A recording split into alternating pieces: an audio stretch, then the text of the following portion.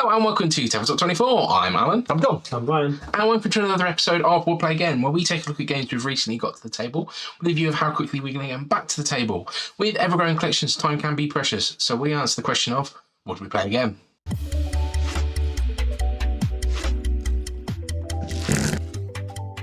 Today we have Animals Gathering from Wonderful World Games. This was kindly provided as a review copy from them at UKGE, so thank you to them for that.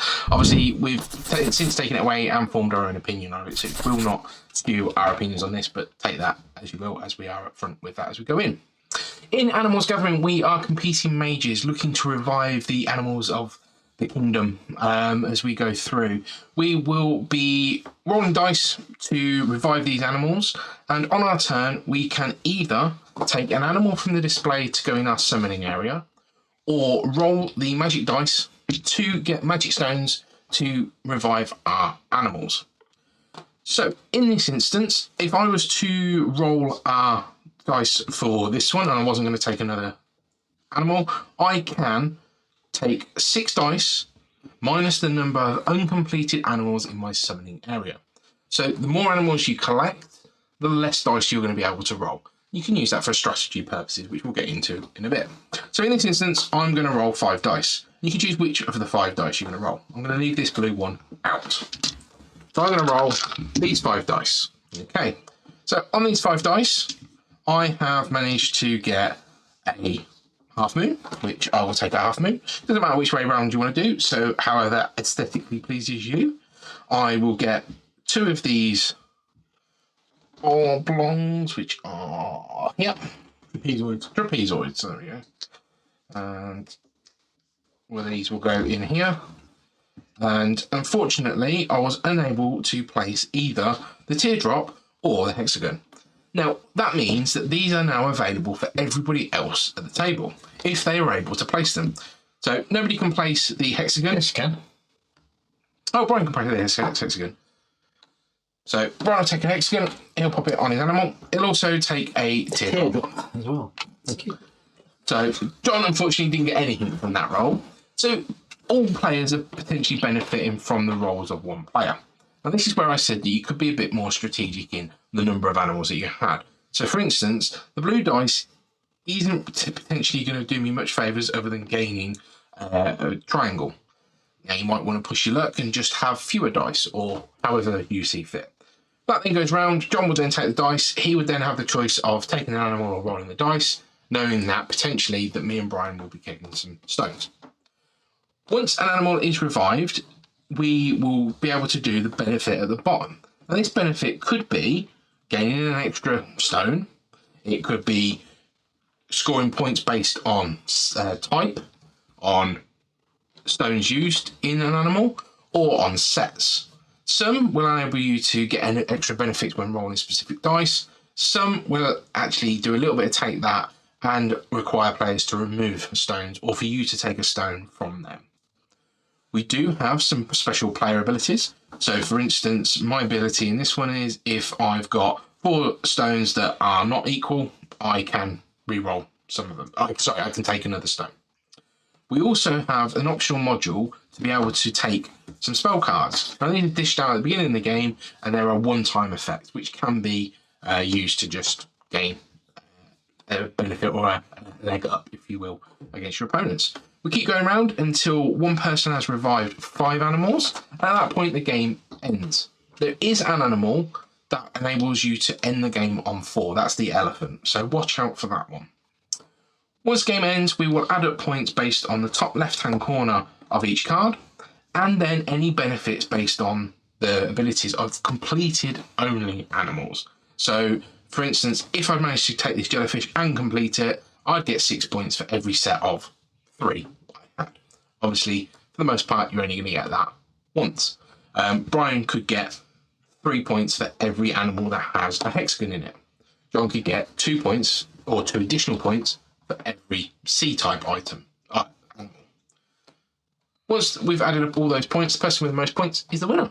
So the first thing you may have already noticed is that the artwork on this is absolutely delightful. It interprets the shapes of the animals really well, and the fact that they've managed to only use a handful of shapes to represent multiple animals is quite interesting.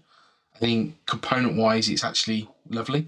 Yeah, I think it's really well designed. I think that the trainee insert that you get is really nice. It doesn't take being turned on its side and shaken, but it keeps all the pieces nicely in their trays. And the cards, from the chunky dice to the design here and the lovely size of the cards, oversized cards, I think it's absolutely great. And they've done some really clever things just using these shapes to create animals, because you can tell straight away that that's a peacock or that's a jellyfish, and it's just delightful to sort of see them come out of the box. Oh yeah, that looks just like I expected to look with these shapes. Yeah, I mean the rooster is probably taking a head-on view, whereas the chimpanzee might look a little bit more like a great white ape, or silverback ape, should I say? But yeah, more or less, you can tell that that's a turtle. Yes, That's Pingu. Yeah, yeah, exactly. So it's really delightful how they've done it. But one negative that we've found, and I'm not too sure whether that's iconography or the rulebook itself, but we ended up referring to the rulebook quite a lot for what we thought was a simple game. Now, that might be us. That might be the fact that we've taken it at face value. That might also be that we've then gone in and added the extra bits and pieces that we can add. So just take that with a little pinch of salt, but we were referring to the rulebook quite a bit in that. Now, the main part of your strategy is going to come from the faces on the dice. They all have different faces, so you're going to be rolling them and choosing them. But you can choose, if you know that somebody is going to need certain thing, you can choose not to roll that dice and not pick them. And it also, but one of the cards is you can withdraw a dice, so you take it away from somebody, essentially giving them one less part. But it's nice in the gameplay that everybody gets to potentially place a shape on their turn. There's no sitting out. Everybody's engaged in it. Every time the dice are rolled, everybody's doing something, which is really, really nice in the game. Yeah, and there's little cards here that everyone gets to remind you what colour die has which symbols on. So you can say, okay, I don't need any rainbows, for example, so I'm not going to roll the orange dice. Yeah. And again, you can. I found that sometimes you didn't want to roll it, but you had no choice. You had to roll it because you didn't have enough cards out. So I was hoping that I wasn't going to get that, so that I knew that you wouldn't get it. So but again, it's the fact that everyone has to keep an eye on the dice. It's not just your own game; it's everyone's game. Yeah, and I believe you must roll whatever dice are available to you. Yeah. So at this very point, every one of us must roll 5 dice. Yeah. Now, I mean, Brian, he's interested in blue, but let's, for instance, say he'd filled his triangles in. He might not want to roll blue dice, but he's going to have to roll at least one. Yeah. He's rolling 5 dice. And the thing is, there's only 2 hexagons on faces in the entire game. So, getting something with hexagons is going to be more difficult. Yeah. Brian got that one first roll for free. Yes, yeah, it's great, especially because it's worth 3 points straight away. Yeah, exactly. Thank you very much. Yeah, exactly. Yeah. So it gives you sort of like that push of luck, and you've got that very much interest in what everybody else is doing. Yeah. You kind of want to know what icons they're looking for and what ones they're not looking for. Yeah. And try and sort of synergize with what they're doing, which is a little bit different to most sort of competitive push your luck games. You're hoping on your own luck, not someone else's. Yeah. It's quite frustrating when you almost filled your card up, like John, for example. Nothing he could use to put in his card. So that might tempt you to take more cards, but then you roll less dice. Yeah. So that's the interesting sort of choice you've got to make in that choice. I've played this a good couple of times with my family, and it goes down really well. It's a great way of game to play with kids and parents alike. But what we found was when we were playing it, it's like, oh, Mum needs that. Charlie needs that, Hannah needs that, and everybody's talking about what people need. Don't roll that, take that one away, don't do this. And it really does create quite a nice little bit of buzz around the table from people talking and playing. It really does bring people together. Yeah, because they're big enough cards, you can see easily at a glance what people need. And, we've just taken to either, you push up the card you've done so you can see how many cards people have played and completed. It just plays really well. Yeah, and I think it plays like that after. We mentioned after dinner games quite a lot here. It is that type of non-gamer game. You can get somebody and you can just go, let's just roll some dice, let's just have a bit of a laugh, and you can talk whilst you're playing. There's no deep thought in it. There's strategy, there is, but there's no deep thought in it. You can have this as a very casual social game. Yes. and really enjoy it in that stance, much like you can enjoy it as a family game. Yeah.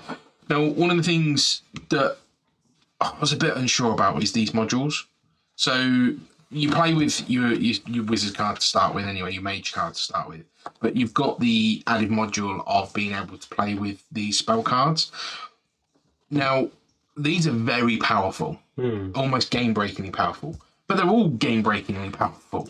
So, Yes. And you only get to use them once anyway. yeah, so it's kind of, you sit there and you go, if everything's powerful, is anything powerful? It's that old sort of philosophy.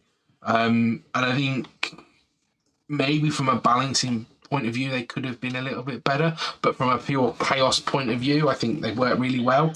There's an element of when do you use it? Yeah. You know, I think the one that I had the first time we played gives me 50% extra on certain shape points. So it was scoring, and I had that combined with giving me 2 points for the shape anyway. So it really did ramp up my points quite nicely at the end. Yeah, and I think some of these mage cards are slightly misbalanced. I think Brian can re-roll his dice.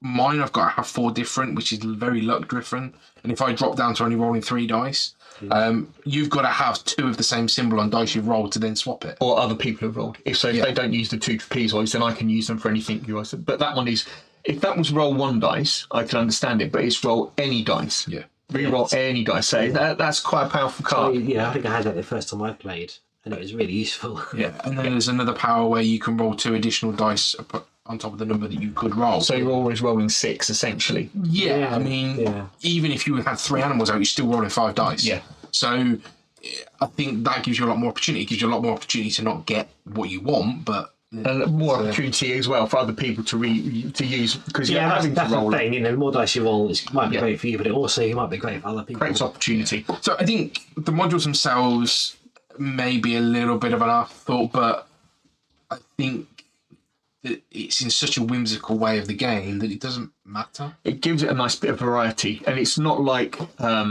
in a game where somebody would always play yellow meeples or yellow colour. You know, deal these out randomly. So otherwise you're choosing. You get a different one every time, and it just creates a nice little bit of spice and change within the game every time you play it. Yeah. The final point from me, and I think we've probably represented this throughout, was the promise of what this game is versus what it delivers. It doesn't promise a lot, No. but it delivers on a bigger scale. Yeah. I think it brings a smile to your face. It's a bit of a laugh, and you always tend to find that with dice chucking games. You always get that moment, that standout moment of stand on the chair and cheer type thing. But also you roll them and you get nothing. So and everybody else gets 5. You know, 5, and you're just like, oh right, okay. But that's what it does. It's that I like that little bit of luck. I like that randomness and not pure strategy. That appeals to me a lot. And one of the things that's just occurred to me, you're talking about reviving animals. This game's ripe for a Pokemon version. All the shapes of the Pokemons, reviving them. You're a trainer. It'd work really, really well. Yeah. You know, the theme of animals works really well, but it could be adapted to so many different things. Yeah, it's abstract enough that it doesn't matter that it's animal. It's just nice. I think it's an easy theme for that. Yeah.